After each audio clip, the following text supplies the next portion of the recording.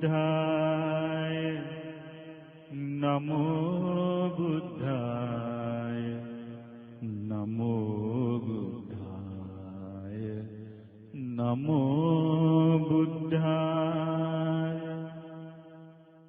නමෝ බුද්ධාය නමෝ බුද්ධාය නමෝ බුද්ධාය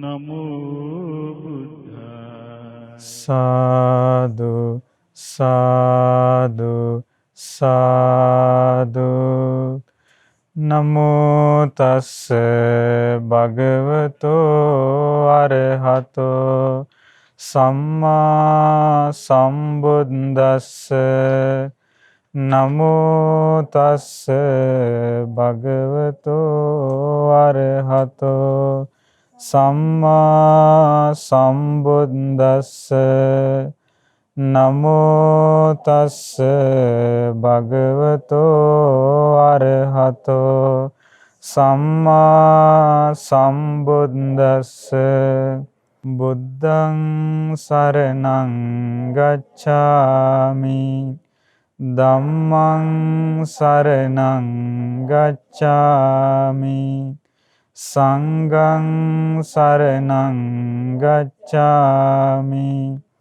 ဒုတိယံ පි බුද්ධං සරණං ගච්ඡාමි ဒုတိယံ පි ධම්මං සරණං ගච්ඡාමි ဒုတိယံ පි සංඝං සරණං ගච්ඡාමි තතියම්පි බුද්ධං සරණං ගච්ඡාමි තතියම්පි ධම්මං සරණං ගච්ඡාමි තතියම්පි සංඝං සරණං ගච්ඡාමි සාදු සාදු සාදු පන්සිල් සමාදන් වෙන්න මං කිව්වාම කියන්න මේ විදිහට මම සතුන් මැරීමෙන් වැළකීම නම් වූ සිල්පදය සමාදන් වෙමි සොරකම් කිරීමෙන් වැළකීම නම් වූ සිල්පදය සමාදන් වෙමි වැරදි කාම සේවනයෙන් වැළකීම නම් වූ සිල්පදය සමාදන් වෙමි බොරු කීමෙන් වැළකීම නම් වූ සිල්පදය සමාදන් වෙමි මත්පැන් හා මද්ද්‍රව්‍ය භාවිතයෙන් වැළකීම නම් වූ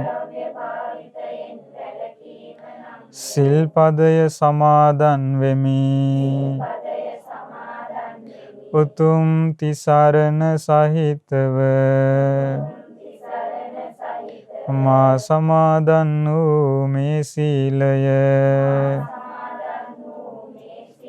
මේ ජීවිතයේ යහපත පිණිසද පරලොව සුගතිය පිණිසද අමා මහ නිවන පිණිසද උපකාර වේවා සාදු සාදු සාදු නමස්කාර වේවා බුදුරුවනට සමදා බුදු හිමි සරණ යමි නමස්කාර වේවා ධම්රුවනට සමදා සදහම් සරණ යමි. නමස්කාර වේවා සංඝරුවනට සැමදා මහා සංඝ සරණ යමි. නමස්කාර වේවා තුනුරුවනට සැමදාති සරණ සරණ යමි. සාදු සාදු සාදු.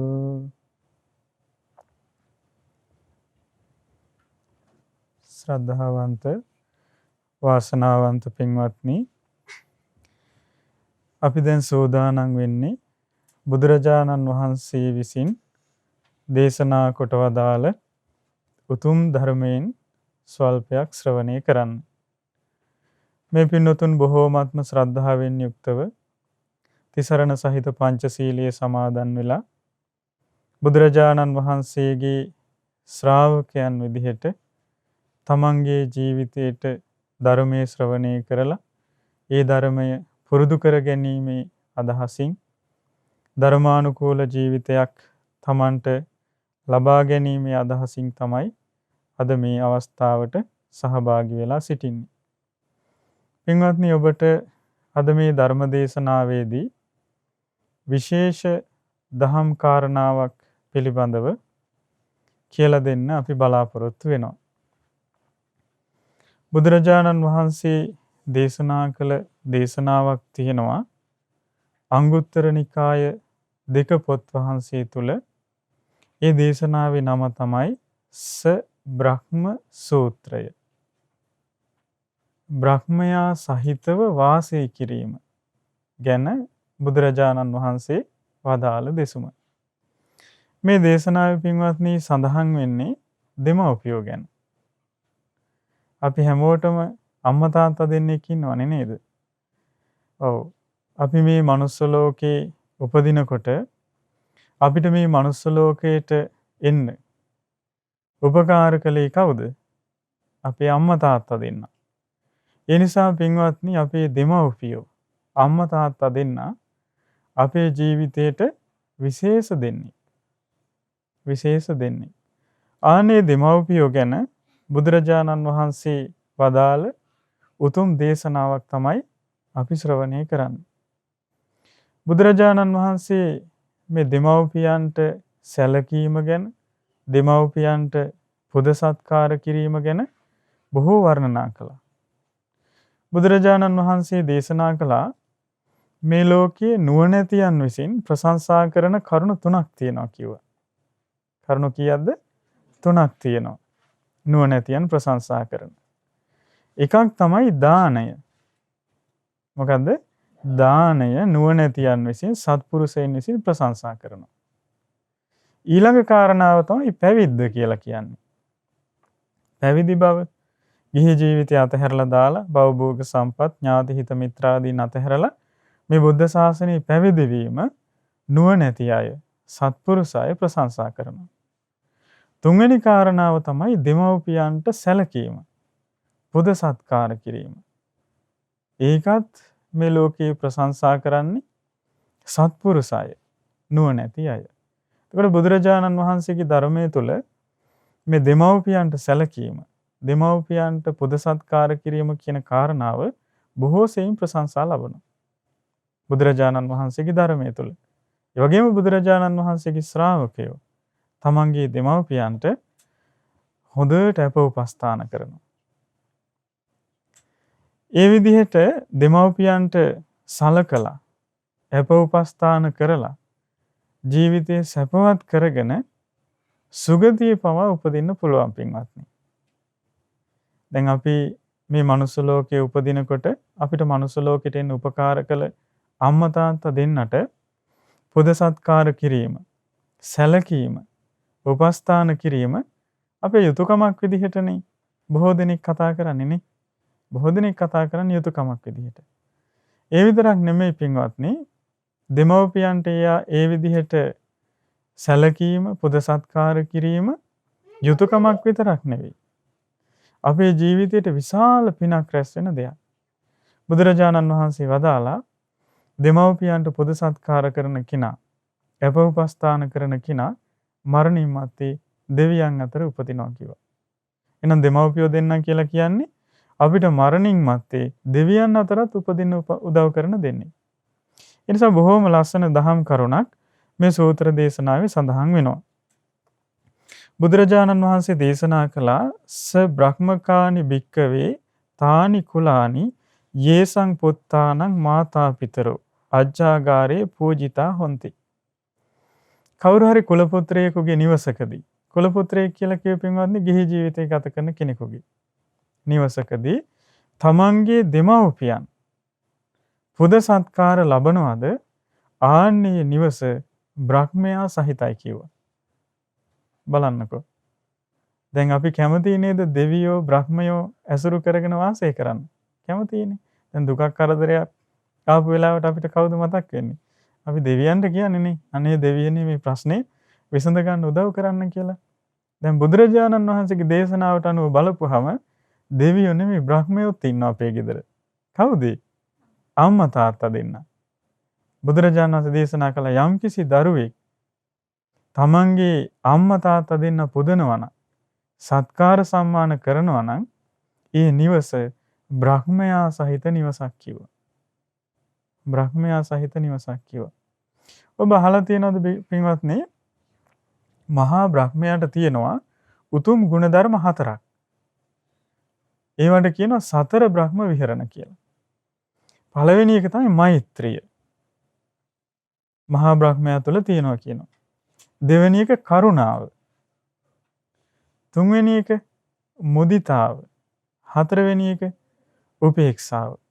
මෙන්න මේ මෙත්තා, කරුණා, මුදිතා, උපේක්ෂා කියන මේ උතුම් ගුණධර්ම 4 මහා බ්‍රහ්මයාට තියෙනවා කිව්වා. ඒ වගේම තමයි අම්මා තාත්තා දෙන්නට දෙමව්පියන්ටත් මෙන්න මේ කරුණු 4 උතුම් ගුණධර්ම 4 තියෙනවා කිව්වා. බලන්නකො දෙමව්පියෝ තමන්ගේ දරුවන්ට කොච්චර මෛත්‍රියකින් යුක්තද කියලා.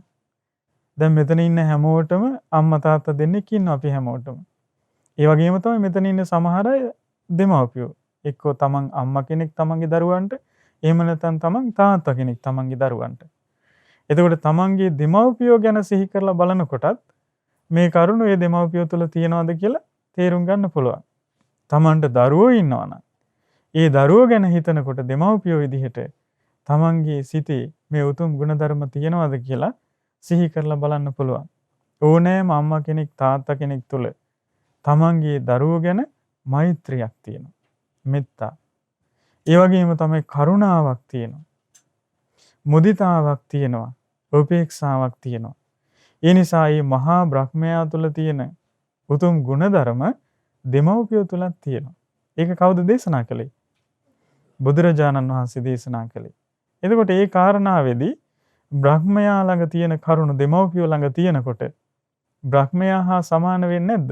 දෙමව්පියෝ සමාන වෙනවා. ආන්නේ නිසා තමයි බුදුරජාණන් වහන්සේ දේශනා කළේ යම් අම්මා කෙනෙක් තාත්තා කෙනෙක් යම් නිවසක පිදුම් ලබනවාද ඒ නිවස ඒ කුලය බ්‍රහ්මයා සහිත නිවසක් කිව්වා.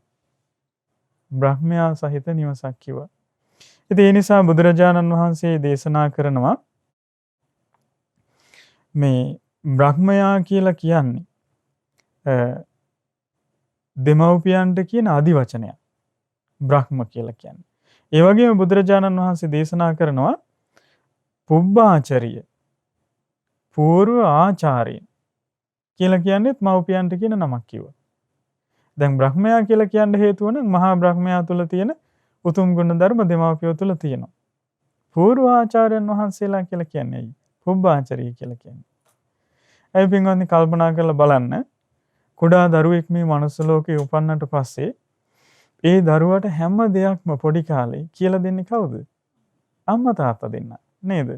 කිරිබොන හැටි කියලා දෙනවා. ඊළඟට ඇවිදින හැටි කියලා දෙනවා. කතා බහ කරන හැටි කියලා දෙනවා. නේද? අකුරු ලියන හැටි කියලා දෙනවා. ඊළඟට මේ ලෝකයේ තියෙන දේවල් හඳුන්වලා දෙනවා.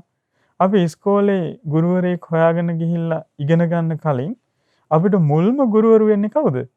අපේ අම්මා තාත්තා දෙන්න.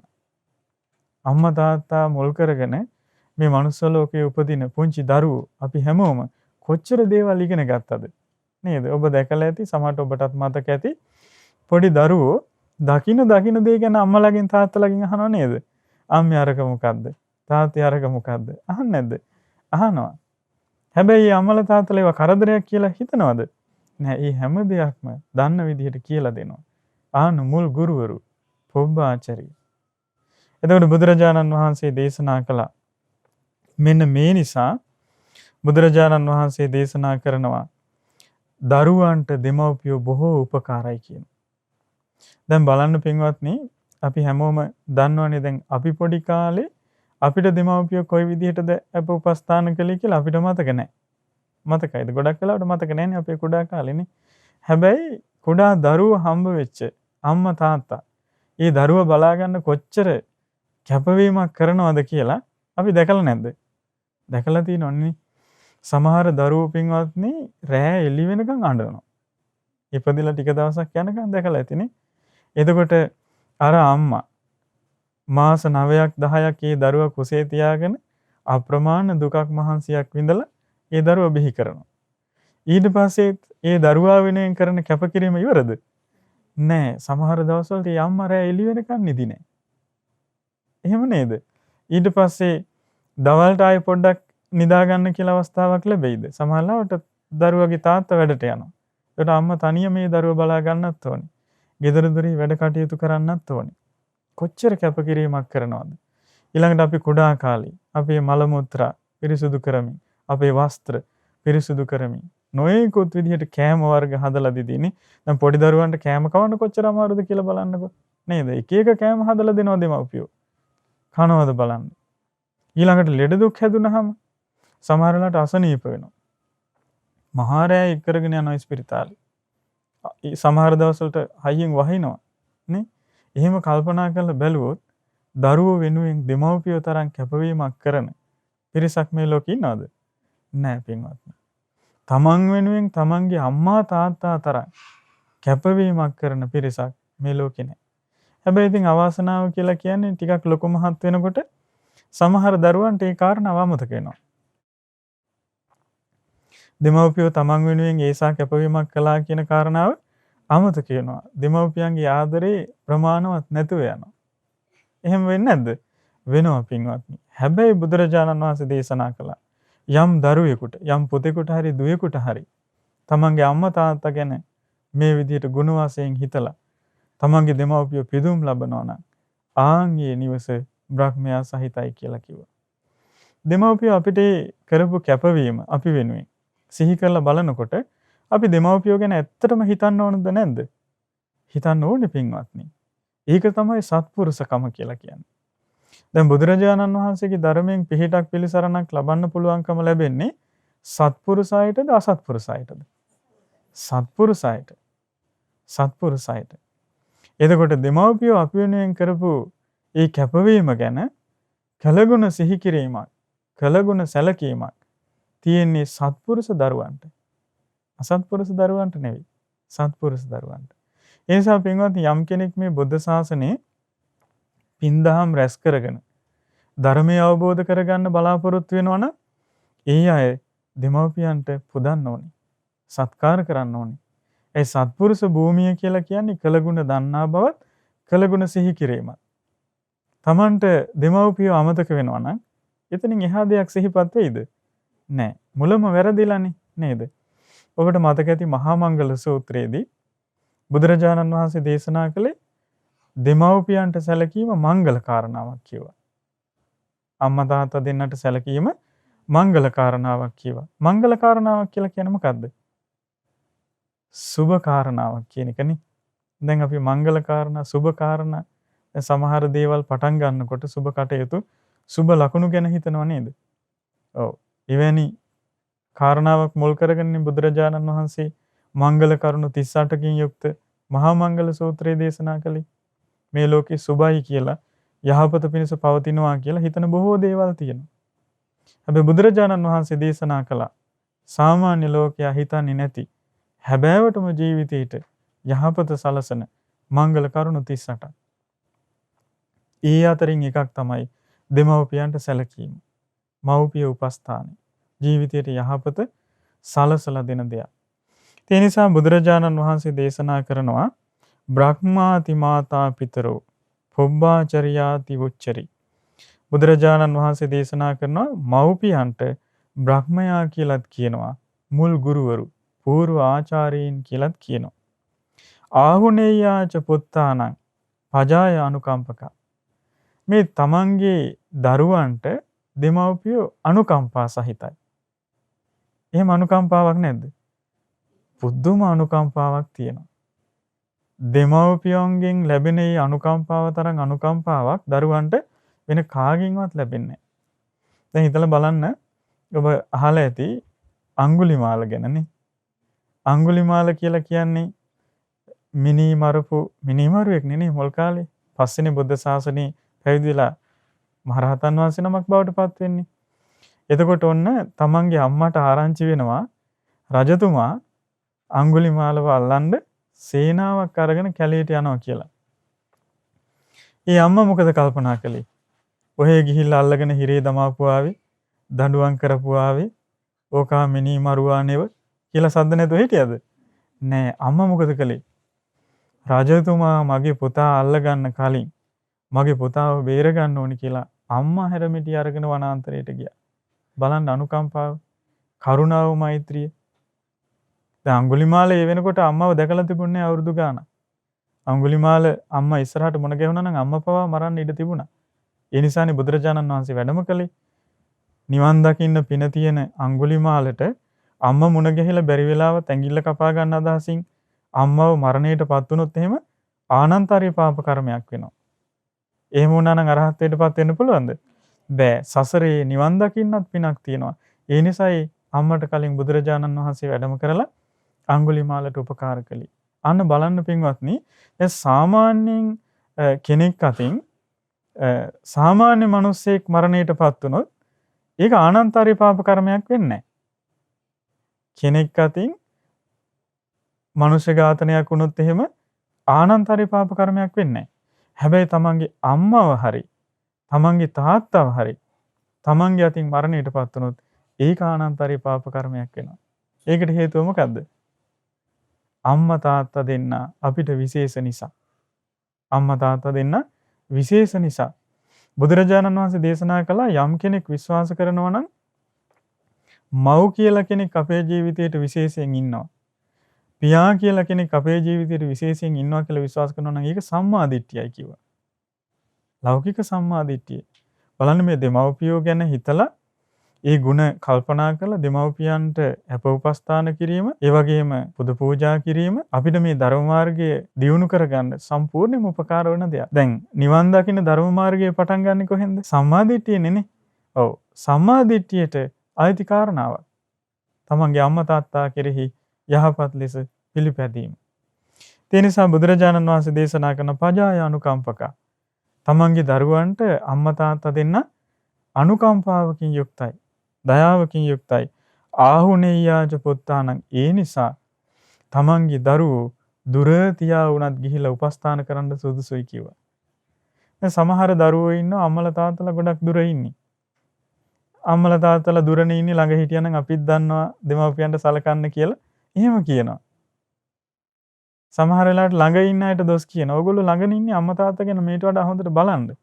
අපි දුරනේ ඉන්නේ. අපිට එන්න විදිහක් නැහැ කියනවා. එහෙම කියන්නේ නැද්ද? කියනවා. නමුත් බුදුරජාණන් වහන්සේ දේශනා කළා ආහුනේයාච පුත්තානං. දුර වුණත් ගිහිල්ලා අප උපස්ථාන කරන්න සුදුසුයි කිව්වා. ඔයගොල්ලෝ මේ ආහුනේය කියන වචනේ අහලා තියෙනවද? ආහුනේය කියන ගුණේ කාට අයිති එකක්ද? බුදුරජාණන් වහන්සේගේ ශ්‍රාවක සංඝරත්නයට අයිති ගුණයක්. ආහුනේයෝ පාහුනේයෝ දකින්නේයෝ කියලා කියන්නේ. ආන්ගේ ආහුනේය ගුණය දෙමව්පියන්ට තියෙනවා. මව්පියන්ට තියෙනවා. ආහුනේයයි කියලා කියන්නේ දුර ඉඳලා ගිහිල්ලා උපස්ථාන කරන්න සුදුසුයි කියන එකනේ. දම්පැන් දෙන්න සලකන්න සුදුසුයි කියන එකනේ. බුදුරජාණන් වහන්සේගේ සංඝරත්නය වගේම පින්වත්නි දෙමව්පියොත් දරුවෝ ළඟට ගිහිල්ලා උපස්ථාන කරන්න සුදුසුයි. ඒ අයට අප්‍රමාණ පින් රැස් වෙනවා. ඒකයි බුදුරජාණන් වහන්සේ දේශනා කළේ ආහුනේයාච පුත්තාන. තස්මාහිතේ නමස්සෙය්‍ය සක්කාරේයාතු පණ්ඩිතෝ. මේ විදිහට දෙමව්පියන්ට නමස්කාර කරමින් පුද සත්කාර කරන්නේ කවුද? පණ්ඩිත අය, නුවණැති අය. දැන් පින්වත්නි, දෙමව්පියන්ට මේ විදිහට දරුවෝ සලකනවනේ නේ. දැන් බුදුරජාණන් වහන්සේ මේ දෙමව්පියන්ට සැලකීම ගැනත් බොහොම ලස්සනට දේශනා කළා. දැන් බුදුරජාණන් වහන්සේ දේශනා කළා මෙන්න මෙහෙම. දරුවෙක් ඉන්නවා කිව්වා තමන්ගේ අම්මා තාත්තා දෙන්නට හොඳට සලකනවා කිව්වා. අම්මව තියාගන්නවා කිව්වා දකුණු උරහිසේ. තාත්තව තියාගන්නවා කිව්වා වම් උරහිසේ. තියාගෙන බිමට බස්සන්නේ නැහැ කිව්වා. කන්න බොන්න දීලා, ආහාර පාන දීලා, ඇඳුම් පැළඳුම් දීලා, හොඳට නාවලා උපස්ථාන කරනවා කිව්වා. ඊළඟට දෙමව්පියෝ වැසිකිලි කැසිකිලි කරන්නේත් අර දරුවාගේ උරහිසේ කිව්වා. ඒත් ඒ දරුවා ඉවසගෙන උපස්ථාන කරනවා කිව්වා. දවස් දෙකක්ද? අවුරුදු 100ක් ඒ විදිහට උපස්ථාන කරනවා කිව්වා. එහෙම උපස්ථාන කරන අය අද ඉන්නවද? උරහිස් දෙකේ තමන්ගේ අම්මයි තාත්තයි තියාගෙන? එහෙමයි නෑනේ නේ. බුදුරජාණන් වහන්සේ දේශනා කළා හිතන්න කිව්වා එහෙම උපස්ථාන කරනවා කියලා. එහෙම අවුරුදු 100ක් උපස්ථාන කළත් ඒ දරුවෝ තමන්ගේ දෙමව්පියන්ගේ ණය ගෙවන්න සමර්ථ වෙන්නේ නැහැ කිව්වා. බලන්නකෝ. තමන්ගේ උරහිසේ තියාගෙන අවුරුදු 100ක් කවමින්, පොවමින්, නාවමින්, අපෝපස්ථාන කරමින් අවුරුදු 100ක් සලකනවා. ඒත් දෙමව්පියෝ දරුවෝ වෙනුවෙන් කළ යුතුයකම් වලට කැපවීමට ණය ගෙවන්න පුළුවන්කමක් දරුවන්ට නැහැ කිව්වා. එහෙනම් එතනින් මෙහා දේවල් ගැන කතා කරන්න දෙයක් නැහැ නේද? ඔව්. ඊළඟට කිව්වා බුදුරජාණන් වහන්සේ දේශනා කරනවා දරුවෝ තමන්ගේ අම්මා තාත්තා දෙන්නව සක්විති රජකමේ පිහිටවනවා කිව්වා. මේ පින්වතුන් අහලා තියෙනවද සක්විති රජතුමා ගැන? කවුද සක්විති රජතුමා කියන්නේ? මේ මුළු පෘථුවියටම අධිපති තනි රජ කෙනෙක්.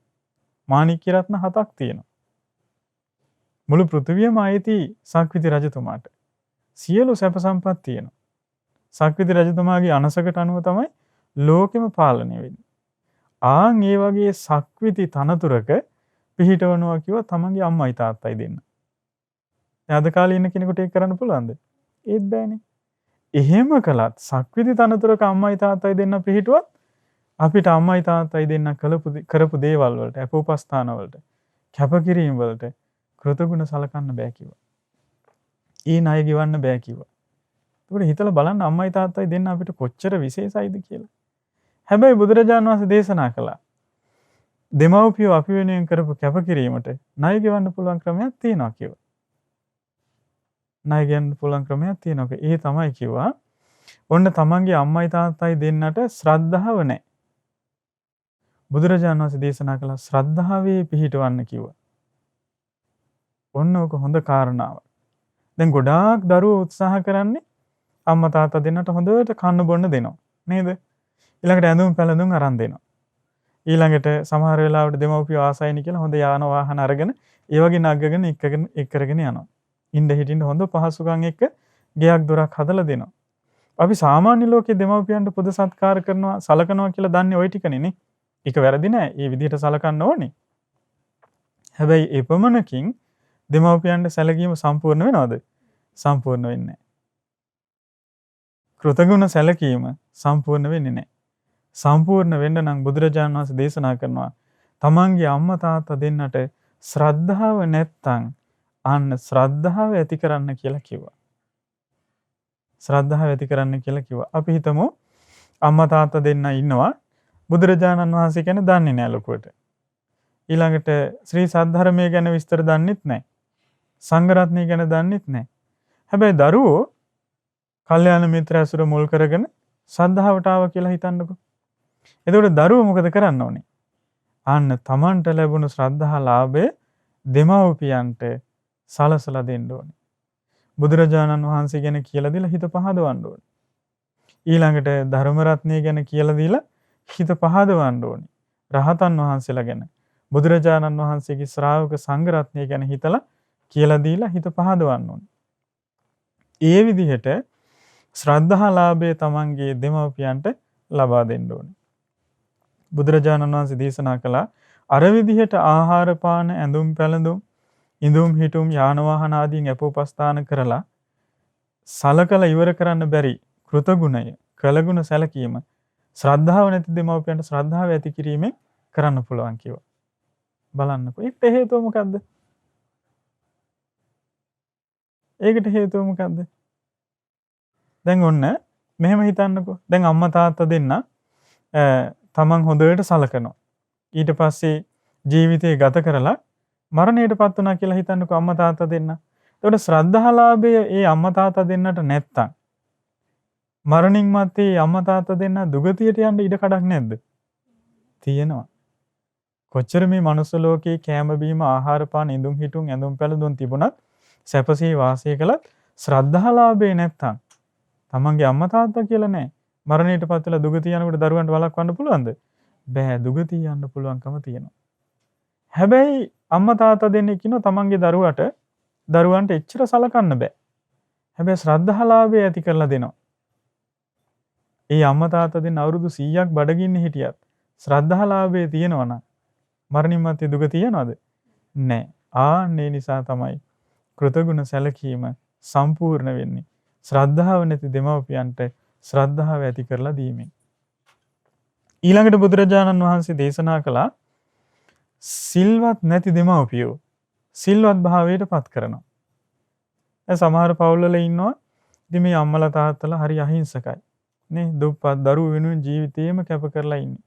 ධර්මයක් ශ්‍රවණය කරන්න ධර්මයක් පුරුදු කරගන්න සිල් රකින්න පිනක් දහමක් කරගන්න සමහර ලාවට අවස්ථාව ලැබෙන්නේ නැහැ. දැන් අපි දන්නවනේ එහෙම නේද? ගෙවල් දොරවල් දරුවෝ වෙනුවෙන් දුක් මහන්සි වෙනවා. ඒ දරුවෝ ලොකු කරන ඊට පස්සේ දරුවන්ගේ දරුවෝ වෙනුවෙන් දුක් මහන්සි වෙන අවස්ථා නැද්ද? තියෙනවා. පිනක් දහමක් කරගන්න දෙමව්පියන්ට නිදහසක් නොලැබෙන අවස්ථාවක් තියෙනවා. ආන් ඒ වගේ අවස්ථාවල දරුවෝ කල්පනා කරන්න ඕනේ තමන්ගේ දෙමව්පියෝ ගැන. ශ්‍රද්ධාලාභය ඇති කරලා දෙන්න ඕනේ. ඊළඟට සිල්වත් කම ඇති කරගන්න දෙමව්පියන්ට උදව් කරන්න ඕනේ. අපි හිතමු දෙමව්පියෝ ඉන්නවා අනවබෝධය නිසා ප්‍රාණඝාතය කරනවා. ප්‍රාණඝාතය කියලා මේ මිනි මරන්න යන්නේ නැහැ. හැබැයි අපි හිතමු පොඩි පොඩි සත්තු හරි මරණයටපත් වෙනවා කියලා. අන්න දෙමව්පියන්ට කියලා දෙනවා ප්‍රාණඝාතය ගැන. ප්‍රාණඝාතයෙන් වළකින්න උදව් කරනවා. ඊළඟට සොරකමින් වැළකීලා සිල්වත් ජීවිතයක් ගත කරන්න කියලා දෙනවා. කාම මිත්‍යාචාරයෙන් වැළකීලා බොරු කීමෙන් වැළපිලා මත්පැන් මත්ද්‍රව්‍ය පාවිච්චි කිරීමෙන් වැළකීලා සිල්වත් ජීවිතයක් ගත කරන්න කියලා දෙනවා. සීලයක් නැති දෙමව්පියන්ට සිල්වත් බව ඇති කරලා දෙනවා. බුදුරජාණන් වහන්සේ දේශනා කළ අර දෙවුර හිසේ තියාගෙන අවුරුදු 100ක් උපස්ථාන කරනවට වඩා ඊළඟට සක්විති රජකමේ පිහිටවනවට වඩා දෙමව්පියන්ට කෘතගුණ සැලකීමක් වෙනවා ඒක. බලන්නකෝ. ඒක කරන්න පුළුවන්ද බැයිද? කරන්න පුළුවන්. සල්ලි වියදම් වෙනවද? නැහැනේ. දෙමව්පියන්ට ශ්‍රද්ධාව ඇති කරන්න සල්ලි වියදම් වෙනවද? නැහැ. සිල්වත්කම ඇති කරලා දෙන්න සල්ලි වියදම් වෙනවද? නැහැ. සමහර දරුවෝ කියනනේ අනේ අපි දන්නවා සල්ලි තිබ්බනම් දෙමව්පියන්ට කොහොමද උපස්ථාන කරන්න කියලා. එහෙම කියන අවස්ථා නේද? කියනවා හරියට සලකන්න සල්ලි ඕනේ නැහැ පින්වත්නි. නේද? මේ විදිහට උපස්ථාන කරලා දෙමව්පියන්ව දෙවියන් අතරට එක්කයන්න පුළුවන්. ඊළඟට බුදුරජාණන් වහන්සේ දේශනා කළා සමහර පවුල්වල ඉන්නවා දෙමව්පියෝ මේ මසුරුයි. මසුරුයි කියන්නේ ඔව් දන් දෙන්න පුරුදු වෙලා නැහැ. එහෙම අවස්ථා නැද්ද? තියෙනවනේ. ඉතින් අපි නේද මේ සාමාන්‍ය විදිහට ජීවිතය ගත කරලා මසුරුකම කියන එක අපි දන් දීමෙන් දුරු කළේ නැත්නම් වයසට යනකොට ටිකක් වැඩි වෙනවනේ නේ. එහෙම නැද්ද? ඔව් තියෙනවා. මේ මසුරුකම කියන එක ඔන්න ඉඩ කඩන් ගෙවල් දොරවල් යාන වාහන මිල මුදල් වලට වගේම සමහර වෙලාවට දරුවෝ ගැනත් තියෙනවා. නේද? දරුවෝ ගැනත් ලොකු ආදරයක් මසුරුකමක් තියෙනවානේ. එතකොට මේ මසුරුකම කියන එක ජය ගන්න තියෙන මොකෙන්ද? අතහැරීමෙන් දන් දීමෙන්. අන්න මසුරුකම තියෙනවා නම් තමන්ගේ දෙමව්පියොන්ට දරුවෝ මොකද කරන්න ඕනේ? අනේ යම්මේ ඕවා අතහැරලා දාන්න මසුරුකම් කර ලෝභකම් කර ඉන්න එපා කියලා දෙමව්පියන්ට බැන බැන ඉඳලා හරිනවද? නෑ. දෙමව්පියන්ව දානයට පුරුදු කරන්න ඕනේ. ගොඩාක් වෙලාවට කරන්නේ බනිනවා. වයසට ගිය දෙමව්පියන්ට දරුවෝ බනින්නේ නැද්ද? බනිනවනේ. අපි අම්මලා තාත්තලා හරි ලෝභයි, හරි කුණුයි. මේවා ඉති කරගෙන ඉන්නවා කියලා බයින්නේ නැද්ද? බයිනවා. දොස් කී ඉන්නවා. හැබැයි බොහොම කලාතුරකින් තමයි දරුවෝ දෙමව්පියන්ව දානයට පුරුදු කරන්නේ. සමහර පවුල්වල ඉන්නවා දරුවෝ හැමදෙනාම බොහොම ශ්‍රද්ධාවෙන් සමගියෙන් එකතු වෙලා දම්පැන් පිළියෙල කරලා දෙමව්පියොත් එක්කාසු කරගෙන ඇවිල්ලා දානි බෙදනවා. අම්මා තාත්තා දෙන්නව පෙරටු කරගෙන ඇවිල්ලා අන්න දෙමව්පියන්ට මසුරුකම දුරු කරගන්න උදව් කරනවා. බුදුරජාණන් වහන්සේ දේශනා කළා ඒක කෘතගුණ සැලකීමක් කියලා කිව්වා. ඊළඟට බුදුරජාණන් වහන්සේ දේශනා කරන ප්‍රඥාව නැති දෙමව්පියන්ට ප්‍රඥාව ඇති කරගන්න උදව් කරනවා කියලා කිව්වා. දැන් ප්‍රඥාව කියලා කියන්නේ පින්වත්නි මෙතන බුද්ධිමත්කම නෙවෙයි. දැන් අපි උගත්කම කියලා සාමාන්‍ය ලෝක ව්‍යවහාරය එකක් තියෙනව නේද? පොඩි කාලේ ඉස්කෝලේ ගිහිල්ලා ඊට පස්සේ විශ්වවිද්‍යාලවල ගිහිල්ලා උපාධිය අරගෙන ඒ උගත්කම නෙමෙයි මේ කියන්නේ. ඒ උගත්කම වයසට ගියාට පස්සේ ඉතින් ඇති කරලා දෙන්න බෑනේ නේ. ආයෙ දෙමාපියෝ ඉස්කෝලේ යවන්නද? ආයෙ යුනිවර්සිටිය යවන්නද? බෑනේ. ප්‍රඥාව කියලා කියන්නේ බුදුරජාණන් වහන්සේගේ ධර්මයේ තුලින් ජීවිතය තේරුම් ගන්න. ජීවිතය දකින්න. නුවණ දියුණු කරගන්න උපකාර කිරීම.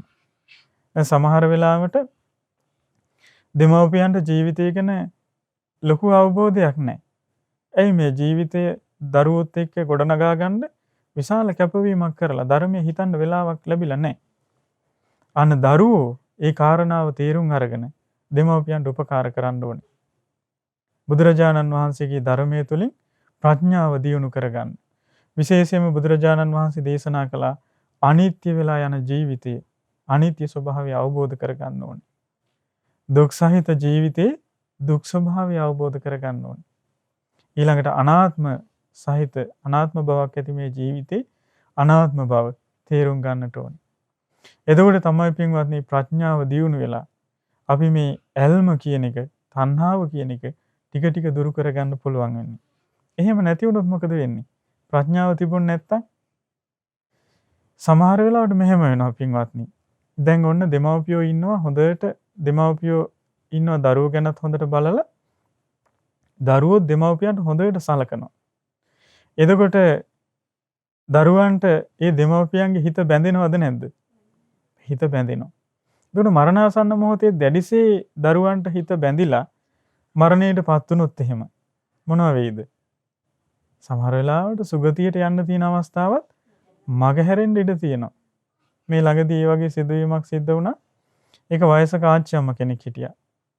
අවුරුදු 85ක් 90කට කිට්ටුයි. එතකොට මරණාසන්න වුණා. හොඳට පින්දහම් කරගෙන හිටපු කෙනෙක්. හොඳට පින්දහම් කළා. දන්න කාලේ ඉඳලා සිල් රැක්කා, දානි දුන්නා. දෙවියන් අතරට යනවා කිය කතා කර හිටියා. ඊට පස්සේ කොහොම හරි හදිසියෙම වයසයිනේ දුර්වලයිනේ. රාත්‍රියේ හුස්ම හිර වෙන්න පටන් ගත්තා. එතකොට අර හුස්ම හිර වේගෙන එනකොට අර අම්මා කෑ ගැහුවා. එතකොට ගෙදර හිටියේ දුව ළඟට ඇවිල්ලා බැලුවා අම්මට හුස්ම ගන්න බෑ. දුව මොකද හිතුවේ? ඔව් අම්මා පණ අදිනවා කියලා හිතුවා. හිතලා එයාගේ සහෝදර සහෝදරියන්ට ඔක්කොටම ටෙලිෆෝන් එක අරගෙන කතා කරලා ගෙන්න ගත්තා. අර දරුවෝ ටික ඔක්කොම වට වෙලා කෑ ගහන්න පටන් ගත්තා. අනේ අපේ අම්මා කියලා. ඒතර අර අම්මාගේ හිත දරුවන්ට බැඳුණා. එතකොට ඒ අම්මා කියන්න පටන් ගත්තා අනේ මගේ දරුවෝ. දැන් ඊට කලින් කී හිටියේ අනේ මට මේ ජීවත් වුණා ඇති හොඳට මම පින් දහනුත් කරගෙන ඉන්නේ. මට ඉක්මනට මේ මනුස්ස ලෝකෙන් මේ ගිහිලා දෙවියන් අතරට යන්න ඕනේ කී හිටියේ. ඊට පස්සේ ඉඳලා කියන්න පටන් ගත්තේ මොකද්ද? පින් කරපු දේවල් ගැන මතකත් නැහැ. සුගතිය ගැන මතකත් නැහැ. එකම එක දෙයයි මතක. අනේ අපේ දරුවෝ. අනේ අපේ දරුවෝ. මමත් බලන්න ගියා ඒ අම්මව. ඒ යනකොටත් ওই කතාව තමයි කිව්වේ. හදන්න අමාරුයි, සිහිය පිටවන්න අමාරුයි දැන්. ඇයි? හිත දැඩිසේ බැඳිලා. මොකන්ද හේතුව? ප්‍රඥාව දියුණු වෙලා නැහැ පින්වත්නි. අර දරුවෝ ඇත්තම දෙමාපියන්ට සලකලාද? ඒ දරුවෝ ඒ අම්මට ඇත්තම සලකලාද? කන්න බොන්න දුන්නා හොඳට. අඳින්න පළඳින්න දුන්නා. සැප සම්පත් ඔක්කොම දුන්නා. අසනීප වෙන වෙලාවට බෙහෙත් හේත් ඔක්කොම දුන්නා. ඒ ඔක්කොම මෙලොවට විතරයි. දැන් දරුවෝ ගැන හිත බැඳිලා මරණයටපත් වෙලා පරලොව යනකොට දුගතියක උපන්නොත් දරුවෝ සලකලා තියෙන මෙලොවට විතරයි නේද? අන්න ඒ නිසායි බුදුරජාණන් වහන්සේ දේශනා කළේ දෙමව්පියන්ට සලකලා කෘතගුණ සලකලා අවසන් කරන්න නම් ඒ ණය ගෙවන්න නම් ශ්‍රද්ධාව නැති දෙමව්පියන්ගේ හිතේ ශ්‍රද්ධාව ඇති කරන්න කිව්වා. ඊළඟට සිල්වත් ජීවිතයක් ගොඩනගා ගන්න උදව් කරන්න කියලා කිව්වා. ඊළඟට මසුරුකම බැහැර කරලා ඒ මසුරුකම හිතෙන් බැහැර කරලා දුරු කරලා ත්‍යාගය පුරුදු කරන්න, දන් දීම ඇති කරගන්න උදව් කරන්න කිව්වා. ඊළඟට ජීවිතයේ අනිත්‍ය දුක්ඛ අනාත්ම ස්වභාවය තේරුම් ගන්න පුළුවන් විදිහට ප්‍රඥාව ඇති කරගන්න උදව් කරන්න කියලා කිව්වා. ඔව්. ඒ කරුණු ඔක්කොගෙම බලවත් වෙනවා. ප්‍රබල වෙනවා ප්‍රඥාව. ඇයි? ප්‍රඥාව නැත්නම් අර එකක්වත් ඇති කරගන්න බෑ. ඒ නිසා පින්වත්නි, ඕගොල්ලෝ කැමති නම් සමහරවිට ඔබේ අම්මා තාත්තා ජීවතුන් අතර නැතුව ඇති දැන්. එහෙම වුණොත් කරන්න දෙයක් නැහැ. හැබැයි අම්මා තාත්තා දෙන්න ඉන්නවනම් හොඳට සලකන්න. ආහාර පාන, ඉඳුම් හිටුම්, ඇඳුම් පැළඳුම්, ඒ දේවල් වලිනුත් සලකන්න. ඊළඟට පරලොවට උපකාර වෙන දේවල් තියෙනවානේ. ශ්‍රද්ධාවේ හොඳට පිහිටවන්න. හොඳට ශ්‍රද්ධාව ඇති කරවන්න. අම්මා තාත්තා එක්ක බුදුරජාණන් වහන්සේ ගැන කතා කරන්න. ඔය වැඩකට නැති දේවල් කතා කර කර ඉන්න එපා. ඉස්සර මෙහෙම වුණා. මේ ඒ කාලේ මෙහෙම වුණා මතකද? කියලා පරණ දේවල් වැඩක් නැහැ නේ. ගොඩක් වෙලාවට අම්මලා තාත්තලා එක්ක වනේද කතා කරන්නේ. පරණ පින්තූර බල බලනේ වැඩක් නැහැ. බුදුරජාණන් වහන්සේ ගැන කතා කරන්න. ශ්‍රද්ධාව ඇති කරලා දෙන්න. ධර්මයේ කතා කරන්න දෙමව්පියෝ එක්ක. ඊළඟට රහතන් වහන්සේලා ගැන කතා කරන්න. ඊළඟට සිල්වත් ජීවිතයක් ඇති කරගන්න උදව් කරන්න. ගෙදර හොඳට තෙරුවන් වඳින්න. ඊළඟට ශ්‍රද්ධාව ඇති කරගෙන පංචශීලය ආරක්ෂා කරගන්න දෙමව්පියන්ට උදව් කරන්න. ඊළඟට පොයේ දවසට, උපෝසත දවසට විහාරස්ථානයකට අසුපුවකට එක් කරගෙන ගිහිල්ලා සීල් සමාදන් වෙන්න උදව් කරන්න. ණය ගෙවෙනවා පින්වත්නි. ඊළඟට දන් දෙන්න පුරුදු කරන්න දෙමව්පියන්ට. හොඳට දම්පැන් ආදී සකස් කරලා දෙමව්පියන්ගේ අතින් පූජා කරන්න. අම්මා තාත්තා දෙන්න මරුණට පස්සේ රටටම එන්න කියලා දානි දුන්නත් වැඩක් නැහැ. නැයකින් පිනක් රැස් වෙනවා. නමුත් අර අම්මා තාත්තා දෙන්න ඉඳද්දී ඒ දෙන්නත් සහභාගී කරවගෙන දෙමව්පියන්ගේ මසුරුකම දුරු කරගන්න දන් දෙනවනේ නේද? අම්මා තාත්තා දෙන්නට සතුටු නැද්ද? සතුටුයිනේ. දැන් පරලෝකියාට පස්සේ දානි දීලා ඉතින් ඉන්න අයට පින් රැස් වෙනවා. පරලෝකීය කෙනත් යම් තැනක හිටියොත් අනුමෝදන් වෙන්න පුළුවන්. නමුත් පරලෝක යන්න කලින් මෙලෝදීම ඒ පින ඊටි කරලා දෙන්න පුළුවන් නේද? ඔව්. ඊළඟට බුදුරජාණන් වහන්සේ ජීවිතය ගැන දේශනා කළ ධර්මයේ ගැන කියලා දීලා ජීවිතයේ තේරුම් ගන්න උදව් කරන්නේ. ඒක සත්පුරුෂ ක්‍රියාවක්. ඉතින් මේ බ්‍රහ්ම කියන සූත්‍රයේ බුදුරජාණන් වහන්සේ දේශනා කළේ ඔන්න ඔය විදිහට දෙමව්පියෝ ගැන. දැන් බුදුරජාණන් වහන්සේ තමන්ගේ අම්මා තාත්තා දෙන්නට උපකාර කළාද නැද්ද? උපකාර කළා. දැන් බෝසතාණන් වහන්සේ මනුස්ස ලෝකයට වැඩම කළාට පස්සේ මේ මනුස්ස ලෝකයේ උපත ලැබුවට පස්සේ දවස් 7කින් මෑණියන් මරණයටපත් වුණානේ. කලුරිය කළා. බෝසතාණන් වහන්සේ නමක් කුස දරාගෙන ඉඳලා මනුස්ස ලෝකයට බිහි කළ පින නිසා මේ මෑණිය කොහෙද උපන්නේ? ඔව්, තවතිසා දිව්‍ය ලෝකයේ දිව්‍ය රාජයෙක් වෙලා දිව්‍ය පුත්‍රයෙක් වෙලා උපන්නා. පිරිමි දෙවි කෙනෙක් වෙලා උපන්නා. බුදුරජාණන් වහන්සේ සම්බුද්ධත්වයට පත් වුණාට පස්සේ දෙව්ලොවට වැඩම කරලා ධර්මයේ දේශනා කළා. ධර්මය අවබෝධ කරගන්න, නිවන සාක්ෂාත් කරගන්න උපකාර කළා. අම්මට සැලකුවද නැද්ද? සැලකුවා. ඊළඟට සුද්ධෝදන රජතුමා තමයි බුදුරජාණන් වහන්සේගේ අපේ බෝසතාණන් වහන්සේගේ පියාණන්. කිඹුල්වත් නුවරට වැඩම කරලා ධර්මයේ දේශනා කරලා රජ කෙනෙකුට ඉතින් අනෙකුත් දේවල් ලෞකික සැප සම්පත් හැමදේම තියෙනවනේ නේද? ධර්මයේ කියලා දීලා අන්න ශ්‍රද්ධාව ඉපැද්දුවා. සිල්වත් ජීවිතයක් ඇති කළා. දන් දෙන්න පුරුදු කළා. ප්‍රඥාව ඇති කෙලෙව්වා. මගඵල ලබන්න උපකාර කළා. අම්මා තාත්තා දෙන්නට සැලකුවා. ඊළඟට මේ පින්තුන් අහලා ඇති සාරිපුත්ත මහරහතන් වහන්සේ ගැන නේ. සාරිපුත්ත මහරහතන් වහන්සේ ගිහි කාලේ බ්‍රාහ්මණ වංශිකයි. අම්මා තාත්තා දෙන්නම බ්‍රාහ්මණ වංශිකයි. මහා බ්‍රහ්මයා තමයි පුදන්නේ. ඒ අයට සාරිපුත්ත මහරහතන් වහන්සේගේ අම්මා විතරයි හිටියේ කාලේ. එතකොට අම්මට බුදුරජාණන් වහන්සේ ගැන, ධර්මයේ ගැන, සංඝ රත්නය ගැන ශ්‍රද්ධාවක් තිබුණේ නැහැ. ඒතර සාරිපුත්ත මහරහතන් වහන්සේ පිරිනුවම් පාන දවසේ කල්පනා කළා, අනේ මම මේ බුද්ධ ශාසනය පැවිදි වෙලා අගතනතුරුත් ලැබුවා. ප්‍රඥාවන්ත වික්ෂුන් වහන්සේලා අතර අගතනතුරු ලැබුවා. හැබැයි මගේ මෑණියන් තව මිත්‍යා දෘෂ්ටිකයි. ඒ නිසා මම මගේ මෑණියන්ට උපකාර කරන්න ඕනේ සසර දුකින් නිදහස් වෙන්න. සම්මා දිට්ඨිය ඇති කරගන්න කියලා පිරිනුවම් පාන දවසේ ගෙදර වැඩියා. ගෙදර පිරිනුවම් පාන තීරණය කළේ ඒ නිසා. ගෙදර වැඩම කරලා ධර්මයේ දේශනා කරලා තමන්ගේ මෑණියන්ගේ හිත පැහැදුවා. ශ්‍රද්ධාව ඇති කෙරෙව්වා. සීලය ඇති කෙරෙව්වා. මසුරුකම දුරු කෙරෙව්වා. ප්‍රඥාව දුරු කෙරෙව්වා. ඒ අම්මට මගඵල ලබා ගන්න උදව් කළා. ඒ නිසා පින්වත්නි, බුද්ධ ආදී සත්පුරුෂයන් වහන්සේලා, රහතන් වහන්සේලා පවා දෙමව්පියන්ට පුද සත්කාර කළා නම්, අපෝපස්ථාන කළා නම් අපි කොහොම කරන්න ඕනද නේ? ඇයි? ඒ අය සසරින් එතර වෙච්ච අයනේ. බුදුරජාණන් වහන්සේ ආයේ සසරේ යන කෙනෙක්ද? නෑ. රහතන් වහන්සේලා සසරේ යන අයද? නෑ. අපි සසරේ යන අය. අපිට තවම පින ඕනේ. අපිට තවම මේ කුසල් දහම් දියුණු කරගන්න අවස්ථාව ඕනේ. ඒ නිසා දෙමව්පියෝ කියලා කියන්නේ පින්වත්නි අපිට පින් රැස් කරගන්න හොඳ අවස්ථාවක්. ඒ නිසා දෙමව්පියෝ ගැන නිතර සිහි කරලා ඒ අයට ආදරයෙන් කරුණාවෙන් උපස්ථාන කරමින් ඒ වගේම ධර්මානුකූලවත් උදව් උපකාර කරමින් තමන්ගේ ජීවිතයට පින් රැස් කරගන්න. ඒ විදිහට ජීවිත ගත කළොත් ඔබට ඒක මෙලොවට යහපත පිණිස පවතිනවා. ඇයි? ඒ විදිහට දෙමව්පියන්ට සලකනකොට දෙමව්පියන්ගේ නිරන්තර ආශිර්වාදය දරුවන්ට ලැබෙන්නේ නැද්ද? ලැබෙනවා පින්වත්නි.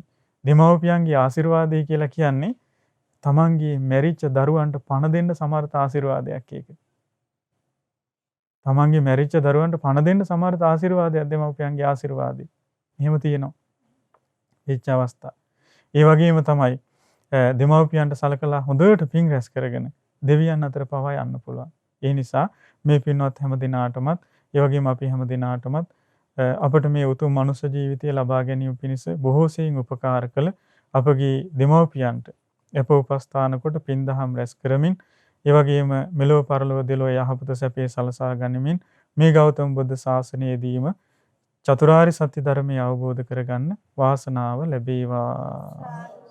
සාදු සාදු සාදු. පුණ්‍යානුමෝදනාව.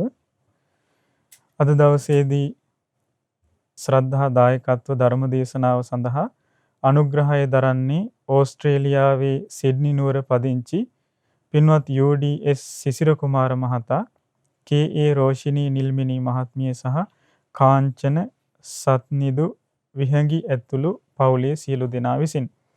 ඒ පින්වතුන් බලාපොරොත්තු වෙනවා මේ ධර්ම දේශනාවෙන් ධර්ම ශ්‍රවණයෙන් රැස් කළ පින් සියලු දෙවියන්ට අනුමෝදන් කරන්න.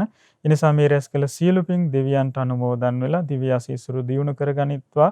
ඒ දෙවියන්ගේ ධාර්මික රැකවරණය මේ පින්වත් හැම දිනාටම සලසා දෙත්වා. දෙවියෝද අමා මහ නිවන සාක්ෂාත් කර ගනිත්වා කියලා සාදු කියන්නේ.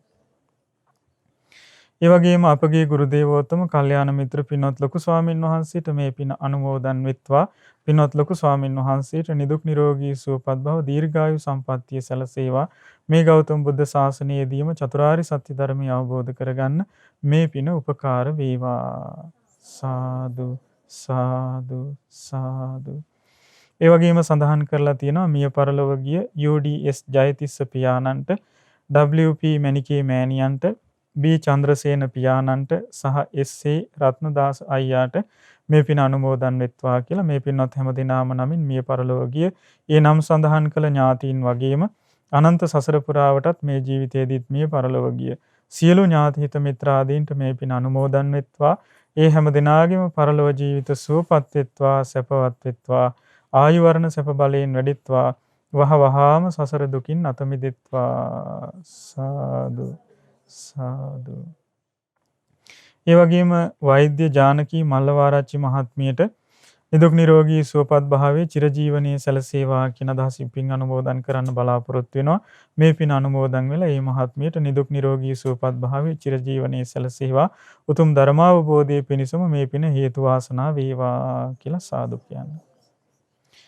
ඔක්තෝබර් මාස 22 වන දිනට උපන් දිනයේ සමරන PV විමලාවතී මෑණියන්ට, ඒ වගේම දෙසැම්බර් මාස 13 වන දින උපන් දිනයේ සමරන KA සුගතදාස විජේසිංහ ගුණරත්න පියාණන්ට නිදුක් නිරෝගී සුවපත් භාවයේ සහ උතුම් චතුරාර්ය සත්‍ය ධර්මය අවබෝධ කර ගැනීම පිණිසම මේ පින හේතු වාසනා වේවා කියලා සාදු කියනවා. දරුවන්ගේ අධ්‍යාපන කටයුතු සහ පවුලේ සියලු දෙනාගේ රැකී ආරක්ෂා කටයුතු සාර්ථක වීම පිණිස මේ පින උපකාර වේවා. ඒ වගේම මේ පිනතුන් සඳහන් කරනවා පින්වත් ජනාධිපතිතුමාට ආරක්ෂක අංශවල සියලු දෙනාටම මේ පින අනුමෝදන් වෙන්න කියලා. ඒ හැම දිනාටමත් මේ පින අනුමෝදන් වෙලා නිදුක් නිරෝගී සුවපත් භව සැලසේවා. ධර්මාවබෝධයේ පිණිසම මේ පින හේතු වාසනා වේවා. දායකත්වයේ දරූ සියලුම පින්වතුන්ට, එම පවුල්වල සියලු පින්වතුන්ට, නන් අයුරින් උදව් උපකාර කළ සියලු පින්වතුන්ට උතුම් චතුරාර්ය සත්‍ය ධර්මය අවබෝධ වීම පිණිස මේ පින හේතු වාසනා වේවා. මහමෙවුනා වාසී සියලුම පින්වත් ස්වාමින් වහන්සේලා ඇතුළු සියලු පින්වත් ස්වාමින් වහන්සේලාටත්, අනගාരികා මෑණියන් වහන්සේලාටත්, පැවිදි අපේක්ෂක සියලු දූ පුතුන්ටත් මේ පින අනුමෝදන් වෙත්වා.